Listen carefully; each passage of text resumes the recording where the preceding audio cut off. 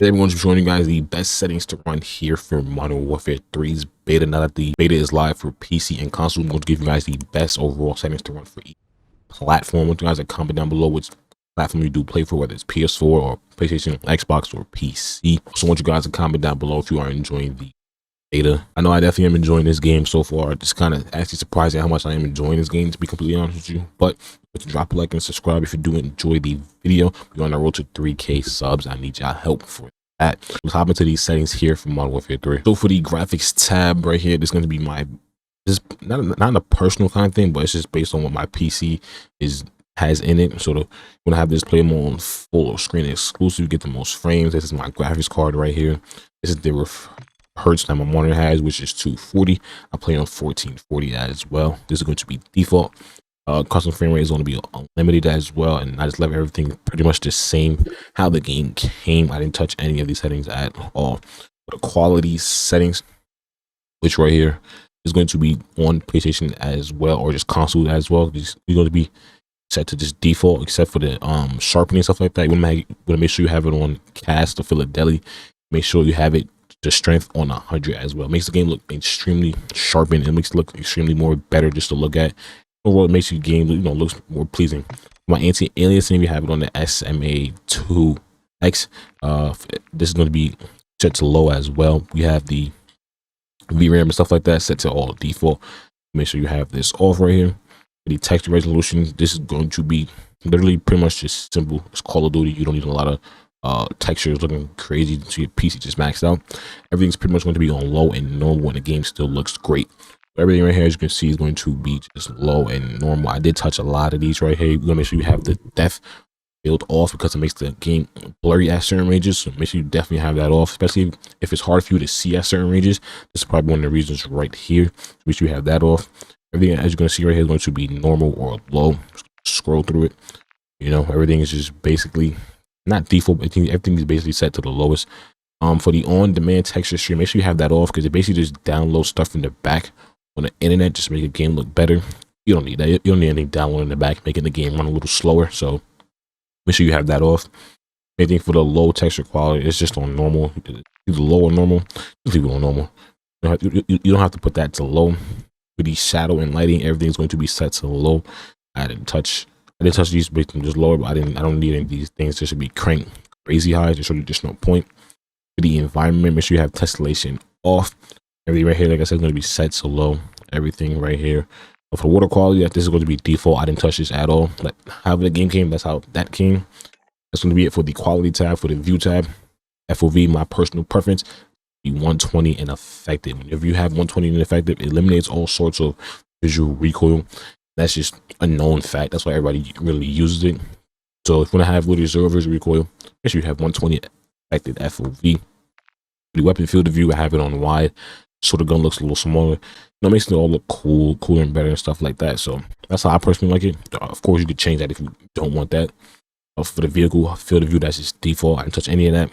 Now for the camera tab right here, this whole tab right here is very important. This literally can make your game look a lot better and just overall help you with seeing players. For the world motion blur, weapon motion blur, make sure you have that off, because if you have both of those on, no matter what you do, the game will always just look blurry. Whether you're just turning, whether you're just even walking straight, just looking around, the game will forever and always look blurry, and it makes it very difficult to see and just, I don't want to say uncomfortable. It's just not a great situation to be in. So make sure you have this off, so it eliminates all sorts of blur, so you can see everything perfectly fine. Anything with the field grain also makes the game extremely blurry. I think this comes default to 25. Yeah, right there it says reset to 25. So make sure you have it down to 0. Not want any of these settings on. For the first person camera movement, make sure you have that on 50. That's the least amount of movement you'll ever get, especially when you get hit by nades or you get shot. Your screen won't shake as much, because obviously whenever you're shooting, you don't want to get hit by something like that and have your screen shaking all crazy. So make sure you have that on 50. For the spectator camera, that just comes default right there. You can change that to wherever you want it to be. And inverted flashbangs, I have that on because I don't want to go blind literally playing Call of Duty, you know what I'm saying? So I have it inverted to where you just and you see a black screen whenever you get hit by a flash. And also flash grenades, now this is the thing where if you get like a flash thrown by you, you can literally just look away from it actually and it won't hit you.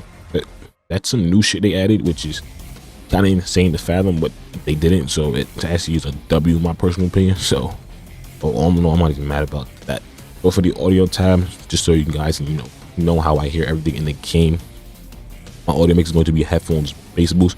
If you have headphones on, like a headset, make sure you have it on bass boost. Bass boost allows you to hear every single thing. Okay, I can literally guarantee you that.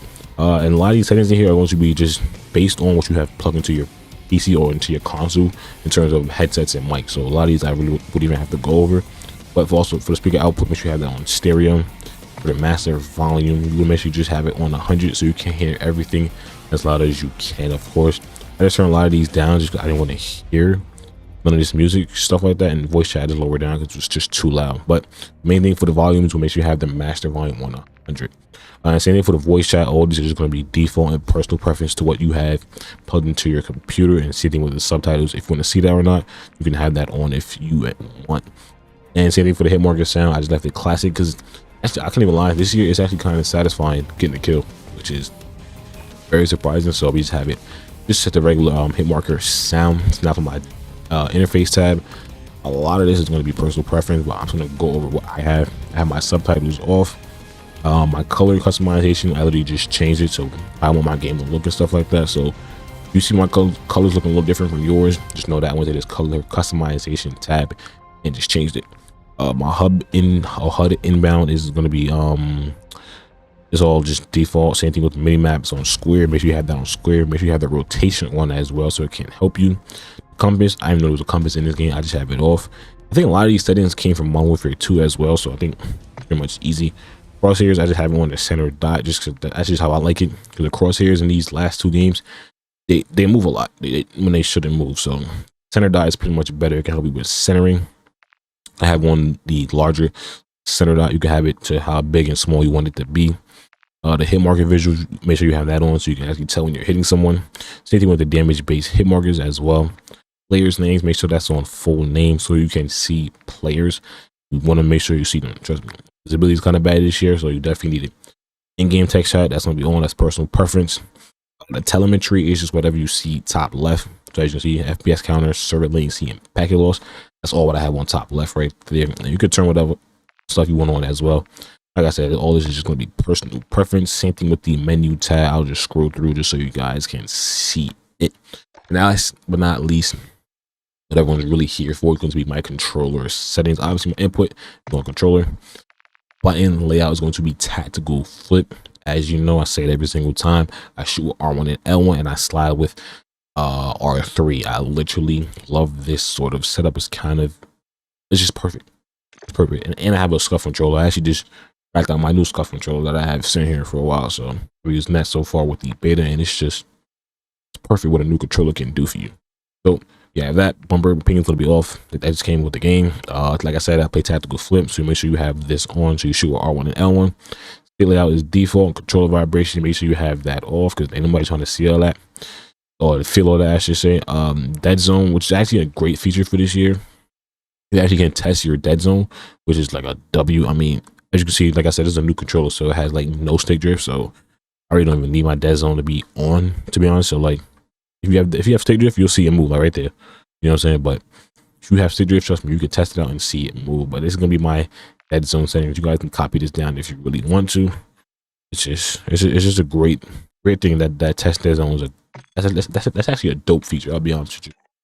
For the aiming, my sensitivity is going to be a 7.7, which I run every year. Either it's going to be a 7.7 or a 6.6. I might change it to 6.6. I don't know. 7.7 seems like pretty too fast in the way and stuff like that. So just getting used to it and more comfortable is definitely something I definitely got to do.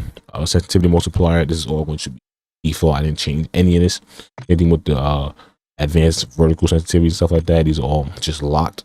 All just going to be whatever they're set to. And a lot of these vertical aims and stuff like that is all going to be on default. Only thing I did change on here is my aim response curve type, which is dynamic. Make sure you have dynamic because dynamic is the best one out of the three. And aim assist is not as strong this year, so you definitely do the dynamic, and your gunny gets tested this year, right? So you definitely got to have the best control settings when it comes to this game because aim assist is not as strong as last year, which is a great thing in a way, you know. So you definitely got to have the gun skill this year. So Everything you see right here is going to be default. I didn't touch any of this stuff here. Everything is just going to be as is. I didn't touch any of these settings at all. So for the gameplay tab, the first thing you're going to see right here helps with all the movement behaviors. I touched like probably a couple of these settings. I have one automatic tag spring just so I don't break my controller, because I want this controller to last. And double tapping that on the controller every day and for a certain amount of time can definitely wear on the controller. Everything right here is going to be default. I didn't touch any of this stuff. But if you also hop on the game for the first time, it might invert this setting right here, so make sure you switch it to standard, because this is the best way to have it. And yeah, everything I said, everything else is just default. Everything else really just default. I didn't touch none of this at all. However, the game loaded up, this was the settings they literally gave me. So I'll just scroll by just so you guys can see them. That's going to be my settings here for PC. Console, you have the same settings as well. There's going to be the best settings for Modern Warfare 3 betas, just to overall help you guys. If you guys didn't ever join the video, don't forget to drop a like and subscribe. Like I said, you're on that road to 3K. See you guys next video.